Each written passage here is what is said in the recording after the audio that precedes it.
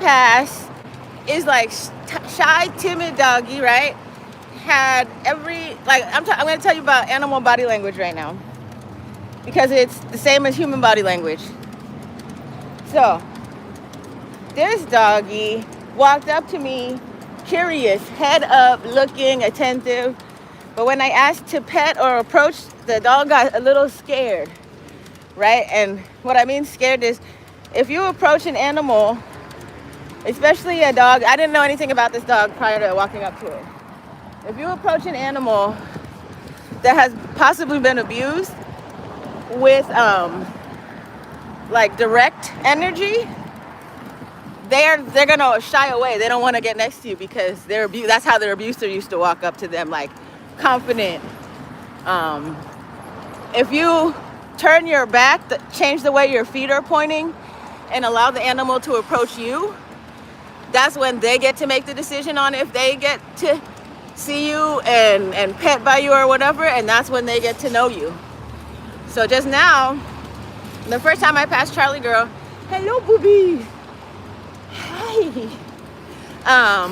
First time I passed Charlie girl, she looked like she was interested, like she wanted to meet me, but when I tried to pet her because I was walking towards her, she walked back towards her owner, her handler. On the second pass, I was able to turn my feet in the same direction as her feet so that she could walk up next to me and walk beside me. And that's when I found out Charlie girl is the sweetest dog ever, right? And then if you know the right places on the dog to pet, the dog, she puttied in my hand. She turned into a little ball of happy doggy and like sat down, laid, showed her stomach. No aggression. It's a pit bull mix. And that just shows you the difference between when you approach people with body language that can cause harm versus when you let them make the choice of if they approach you. And then I talked to the owner. He's had her 7 months. He said the dog looks maybe 2 years old, 3 years old. And it looks like maybe the previous owner may have been abusive, but the dog knows that not all people are abusive. Is still able to let people approach them, but is definitely checking everybody's body language. And that was, it's like a situation that mirrors my situation in life as a human. So I don't think everybody is evil or out to get me, but I have knowledge of the body language when people are. And that's how I know how I can pick and choose who I interact with, who I get to know, who I want to avoid. The same as Charlie girl. Charlie girl made me want to go get another doggy today. Charlie was nice and clean and happy. And it just goes to show you, like, whatever your past circumstances are does not dictate your future. So I say all this to say to these people out here who have conditioned themselves into being assholes and dickheads and criminals, mean ass motherfuckers. The reason you're like that is because of your handlers. Once you get in the hands of somebody who knows how to pet you, you're gonna act different. You'll be way nicer. Your life gets better. Charlie girl got a good life now, right? So really, all the people out there that think that they're harassing me or making money, doing crimes against me, you're just abused animals. And you need to find a better handler. Right now, your handler is still abusing you. They're rewarding you for being abused. And once you get that shit straightened out, you can live a happy life like Charlie girl and me. Because I'm not fucking with any evil shit. That's why some people out there, I won't even talk to them because I know you got sent here. You were sent here. You were told to do this. You were told to harass me. And that shit don't work on me. I can tell by your body language how much attention you pay to me. And just like Charlie girl, I will avoid your ass. Too much attention leads to abuse. That's obsession. Too much attention leads to abuse. There's no secrets. Don't ever let nobody tell you it's a secret. It's no secret. Somebody got a secret because they're trying to control you. There's no secrets, okay? Don't ever fucking let nobody tell you it's a secret. You tell everybody. Tell your mom especially, unless your mom's the one telling you it's a secret. Right? That's when you got to get a journal. When you got parents telling you to keep secrets and shit. Get a journal and accidentally leave it on a copy machine. Because there's no secrets. So that was a beautiful interaction with a little doggy that came from a foster care system. And that should go to show anybody out there that your past could be shitty as fuck, but you can get out of that shit. You don't have to be a victim forever. That's it. That's all. Charlie girl made my fucking day. Well, my kitty too. Look at my kitty. Oh, don't kiss me with your nasty mouth. And we're gonna fix her. We gotta fix her lobsters. My kitty cat got lobsters. And I think my cat is a Mexican because look at her. You don't, oh, she can't wear crooked glass. Can't go around here crooked. But doesn't she look a little Mexican? Right? Chill out, huh? She look a little tiny bit Mexican, if you ask me. She speaks Spanish. That's why her name Verdeja. I train my cat and my dog in Spanish. Because my cat was, what do you call it? A polyglot. Well, my dog knew hand signals, English, Spanish, and I think I tried a little bit of German in the beginning, but because nobody else is going to be able to control my dog. You're going to tell my dog to sit, it's going to look at you like, who the fuck are you? I say, siéntate, the bitch going to sit down. Hello, baby. So that's the importance of training your dog in different languages.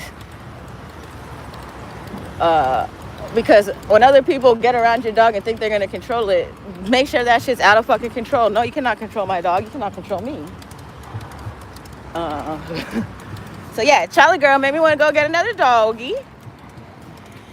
And the mold situation, I can't get a dog because I can't have the dog walk through the hallway. My dog's got to wear fucking service boots. So maybe we'll think about it. But like ooh, having a doggy, I have to get rid of everything to get a doggy. Right? That's the nice thing about a cat. Cat's gonna just sit on top of all your shit. Say, oh, is this in the way? Not anymore, I'm sitting on it. A dog is like, fuck this shit, I'm gonna eat it. Fuck this shit, I need more space. That's why I can't get a dog right now. But my kitty cat is like, oh my gosh, look at all these beds. That really is all that it is. It's just places for my cat to sleep at. And we had a great morning today getting out of Mold Spore 101. And then it's funny to see people driving around me and all their toxicness. Like, you can tell people who went out drinking last night. You can tell by their skin, the look on their skin. You can tell people who got drug problems real easy. The look in your eyes, the way your brain functions. Oh, you can tell really easily. So that's why maybe you guys don't have like real jobs or good jobs, is because you still have substance addictions. Even coffee is a substance addiction for me. So I try not to do that so much. But yeah, I'm not too worried about things. I gotta hurry up. I gotta make it home so I can fucking start working shit. We had a great morning though, me and my kitty, despite carborundum dust. So what I wanted to say about that, right after I passed carborundum dust, I walked past a man with a leaf blower, right? That's his job, is to blow the shit off the sidewalks. He's helping, kinda, as far as like mold spore. Not really with a leaf blower, because what it's doing is pushing spores up in the air. That's why I got a little fan, so when I come across stuff like that, I turn my fan in the direction of where it's coming from so that it doesn't attach itself to me. But what I wanted to say about carborundum dust So that building that I stopped by and started recording, they had stopped the saw right before my camera started recording. But had I not started recording, that shit, I'm almost positive, would have continued just like it did the time before, all the way as I walked underneath it. And later on, I'm gonna go in my mouth with a black light and show you my magic radio frequency teeth so that you can see what I'm saying is the truth. I don't know for sure, but I definitely have what appear to be old style fillings in my mouth. Because all my teeth, I've had almost all of my teeth are fillings. I have really bad cavities, and because I was a little sugar baby, and everything else is fixed porcelain, nice. Paid a lot of money for that shit. That's why I said my mom put about $50,000 in my mouth for it to look like this. Like I got a Mercedes in my mouth, and it looks like this. But like a little Mercedes, a cheap one. Yeah, I'm gonna go in with the light and show you what I mean by the funny teeth, and then I will let you do the research on what the carborundum dust does with amalgam. Once they mix, you basically become a radio station. And in the court of law, I wonder how much it takes to prove that. I just need an expert who knows about carbide dust and amalgam paste. It's already out there. Lucille Ball used to hear radio stations until she got her teeth fixed. Buenas. It's a common thing, and it's how do I say it? It's like something people would never imagine a criminal organization using it to gain access to information, but they do. And it's the same, like right here, look. Polycarbonate glasses lens. That can be assumed to be pretty much any polycarbonate glasses lens. Once they get a hold of you and get you in their little network system or whatever, is the reason I started wearing contacts when I work. Once they have you in their clutches, they're gonna look through your lens. They can see everything that you're seeing. It's not just spyware on your phone, it's spyware in the airwaves. You'll be surprised, fiber optics. You'll be surprised at how crazy this shit is. My thing is, if everybody doing this to me knows all about this shit, how come you're not experts in these fields and have good jobs that pay you good money? You're just out here doing crime shit and you know how it works. That's weird. I know how it works, and should I ever have to go find another job, I'm gonna go work in these systems so I could fucking put an end to all your criminal shit. That's it. Everybody's gonna start getting thick bottle cap glasses. You should go back to bottle cap glasses because you cannot do the same shit that you can with technology through them.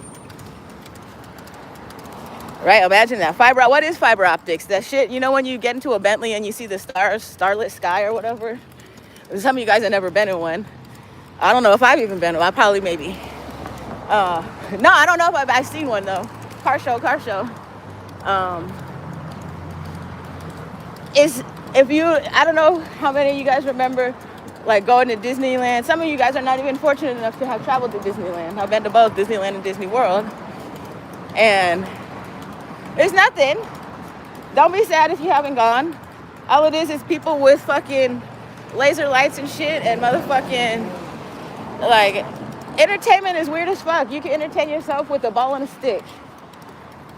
So, all of that extra money, don't ever be sad about not having fucking money. Money is a problem. Be thankful when people give you gifts. Don't be sad about not having shit. That's what builds a character. That's what makes people whole. Because when you look at all the people around you that have all this shit that's trying to make people jealous, they're missing a soul. Let's sell out. Well, how do you get a bunch of shit? You sell out. How do you make a lot of money? You sell out. In a way, I guess you can say I'm a sellout because I'm accepting a paycheck for work, but I still feel that the work that I do is good and honest. So I would not necessarily consider myself a real sellout, but if everything is neutral and we're going off of averages, the average person doesn't have shit. Everybody should be neutral about not having shit, and then we'd have a lot more happy people in the world. What you get is you have people who don't have shit and they're not neutral about it, so they go out and try to steal from people. That's the problem, right? Then you get people who have a lot of money and they're not neutral about it, and they go out and steal from people too. What's the point of having a lot of money if you got to do it through crime? There's no point. That's why you're gonna add stress to your life. You gotta look over your shoulder. You guys talk about my head on a swivel. My head is not on a swivel. I don't give a fuck. I got hit in the back of the head by a bitch while I was playing with my Legos. Head not on a fucking swivel. You guys are the ones who gotta watch your back for everything.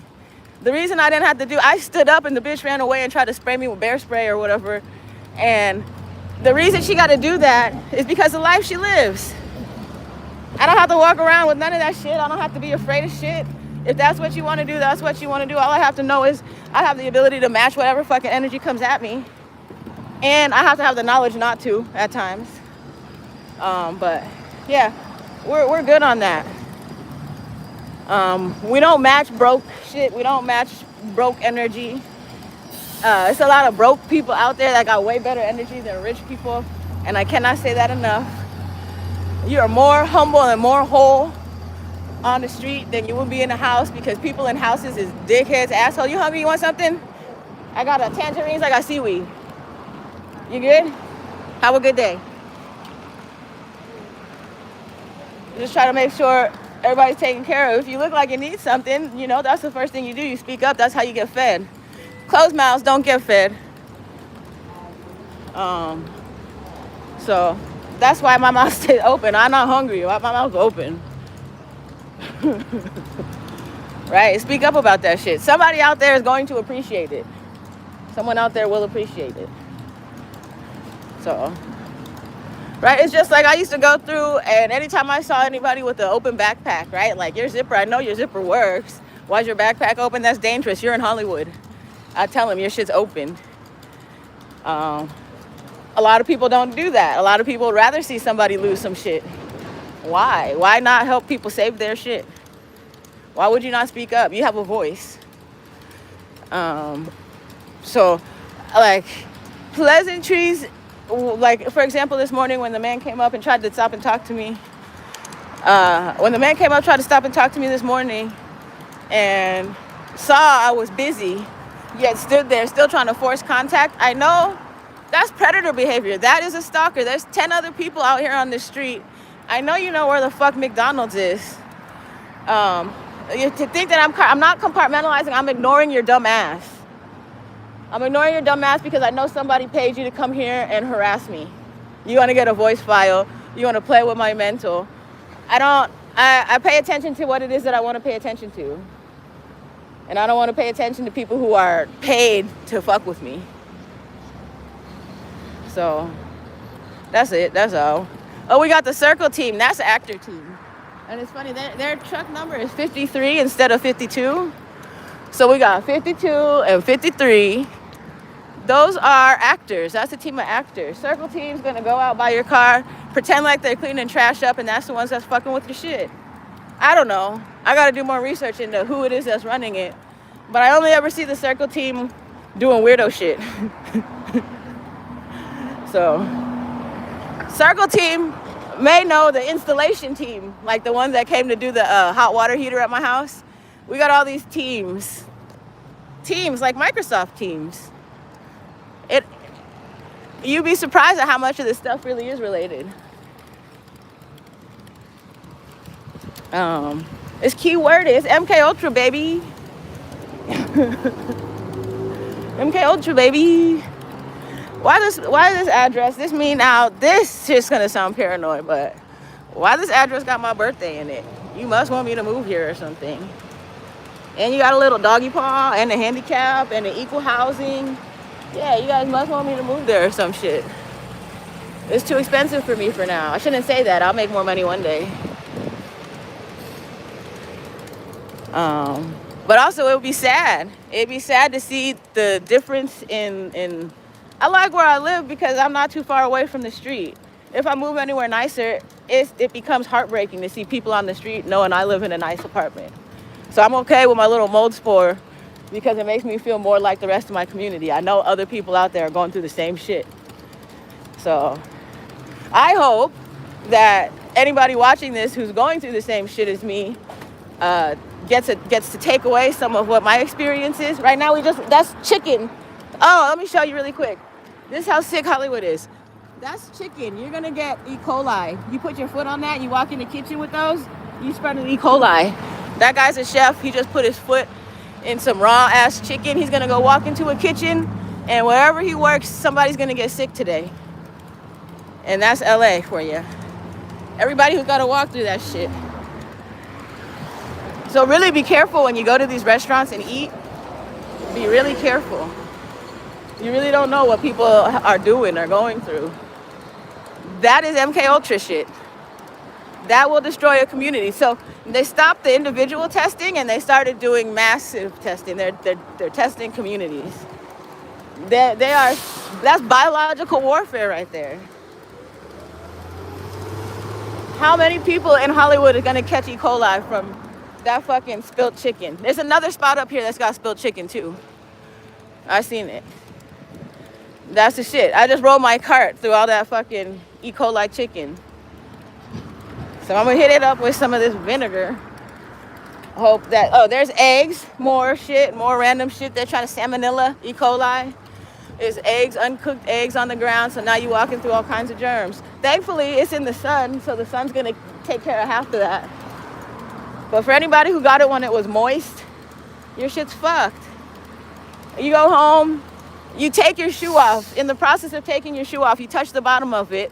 You touch a door handle in your house before you get to wash your hands. Now your house got all that fucking shit in it. That's how you spread germs. That's how fucking LA is right now. Who gonna leave chicken in this area that I live in? You cannot afford to leave that much chicken out. Somebody did that intentionally. Somebody who wants to see poor people be broken, struggle, go to the hospital, did that shit intentionally. So that's LA for you. That's wild, no? Right? Under the guise, this building's a trip to me because it appears as if it is luxury, sort of, but it has none of the maintenance that luxury would come to expect. They use nice materials, bad fucking construction. I would never move into this building. There's people in there that got rats, roaches, mold, easy, you could tell. That's Section 8 in there, you probably got a trap house. That's probably the next trap house if it's not already. So I'll just go through the ones that you're gonna find. If you're looking for an apartment building that's nice, it's going to be a small mom and pop thing, and they're gonna have like house rules. That's how my building started. It was an individual owner. He had house rules, which means he's not afraid to evict your ass if you break his rules. Well, he wouldn't have handed them out if he didn't. He wanted to keep his building nice. The building was nice. He had a great management company.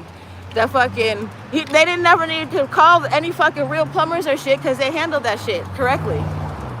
For the 11 years that I lived there, when it was under Concord, they still would call a plumber if they had to, but for the most part, the handyman that the owner had originally hired, he did a great job taking care of the building. There was never any weird shit. Then that building got taken over by a management company, but that company does not manage shit. I seen the guy for the management company standing outside the building one day in his 3/4 zip polo, whatever, quarter zip polo, and he looked like there's a stick shoved so far up his ass, and he didn't want to walk in the building because he knew what problems existed in the building and he didn't want to get it on his clothes, is what he looked like. He looked like he was intentionally standing outside the building waiting for someone, because I think he even left the door open because he didn't want to have to open it and touch it and shit. Maybe he was waiting for it to air out before he walked through. But I know, just based off of that, the body language involved in that he has every bit of knowledge about the situation inside that building. I want to know. I want to know if his apartment, house, whatever it is nasty. I want to know what his standard of living is. Because if you can own an apartment building and not have that match your standard of living, you're a dickhead. That's an asshole move. Right? How you going to own a building, walk in? You think that because, well, why would you lease it to Section 8? That's your investment. Oh, they paid for the whole building. Well, then who cares? That's, I think, the mentality of him. So let's get to the paper trail. I'm in accounting, by the way. So let's get to the paper trail. Let's trace it back. Who paid for this? Who is paying for all of this? I do audits. I would like to do audit. I like auditing. I like to find out where is the lie? Who is siphoning money? Right? So in my eyes right now, I told you before, LAFSA, that's Los Angeles County's open paycheck. LAFSA's just handing out money to make things better or worse for certain people. That's Los Angeles County's. Whatever amount of money they budgeted there is open for use for anything. And that's just my opinion. Whereas other places like the police department, they gotta have a budget. They have to budget enough money to keep the helicopter in the sky. They gotta pay for the airspace, they gotta pay for the gas, they gotta pay for the maintenance on the fucking helicopter. If they don't use it, they lose it. If they don't use it, they lose it. So that's why sometimes you'll see a police chase with a car that's got a blacked out windshield. They're just making sure they keep their budget open. They'll tell you they called the chase off because they know that that's a confidential informant that was hired to run the helicopter around the city. That's just my opinion. I think there's truth to it. If they didn't have that chase, they couldn't justify millions and millions of dollars for running a helicopter. Right? As nice as we have news. Hello, Bobby. We have news publications that have to pay to run their shit. The same. That's a private company that has to budget to keep a helicopter in the sky, and they're able to do it. They're able to follow the cops everywhere the cops go. So, if their budget, let's see whose budget, match the budgets. Match motherfucking ABC TV, Skycopter, whatever, to LAPD Skycopter and see how much, who's spending more money. Because they fly the same amount of time, same space. They probably got the same amount of fucking helicopters. You want me to start looking into that shit? And then we'll really get to the bottom of crime in Los Angeles. You guys really need to leave me the fuck alone. I swear to God. Because it's not going to get better. You keep fucking with me. Right? Like all of the criminals' access to county money about to get shut off. That's what my goal is. My goal is to stop having Los Angeles County pay for crime. City of Los Angeles, stop paying for crime. Get the criminals out of your fucking, your hierarchy. Right, so it's really funny that they're trying to make me look like I'm the criminal. Please watch this. In the event they get me in an orange suit, just know I'm going in there, I'm fucking everybody up who touch babies. Let me find out, right? Don't put my picture out there. Don't let them know I'm coming. But should I ever end up in that position, I will embrace it. I'm not worried. I'm not afraid. I'm out here to do good, and I will. So, right, that's it. That's all. That's all you can do. I'm here. I'm home. See you in a little bit. Gotta go walk through the mole sport.